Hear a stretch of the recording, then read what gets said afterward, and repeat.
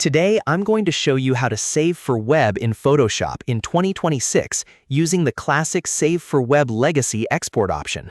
This is one of the best ways to prepare images for websites, blogs, social media, and online stores because it helps you reduce file size while keeping your image looking clean and sharp. If this video helps you out, make sure to hit the like button and subscribe for more quick Photoshop tutorials. Let's jump in.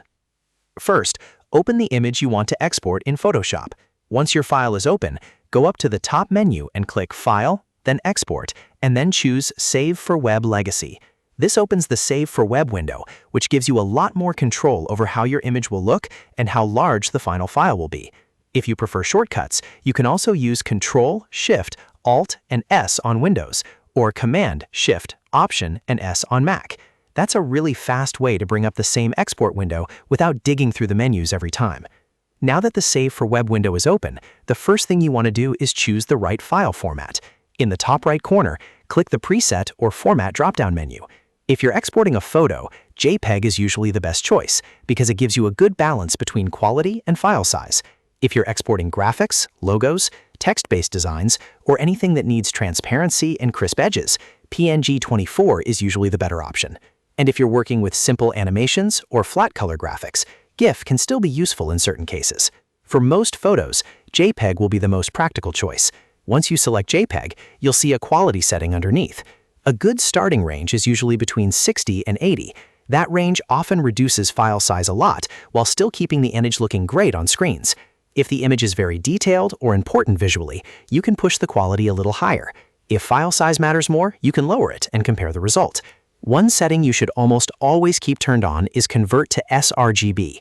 This is important because it helps ensure your image looks consistent across different browsers, devices, and screens. Without it, colors can appear slightly different when your image is viewed online. For web use, sRGB is generally the safest color profile. Next, let's verify the file size properly before saving.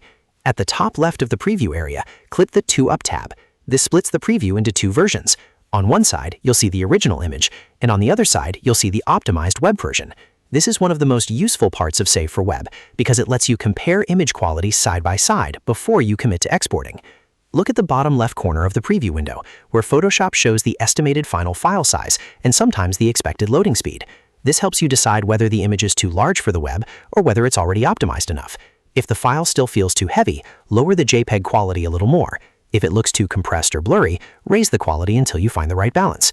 This is really the key to saving for web in Photoshop. Don't just focus on how the image looks, but also on how fast it will load online. A smaller file usually means a better user experience, especially on mobile devices and slower connections.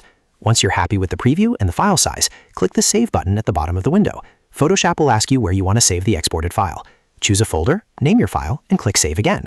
The important thing here is that your original layered PSD file stays completely untouched, so you're exporting a web-ready copy without losing your editable project. And that's how to save for web in Photoshop in 2026.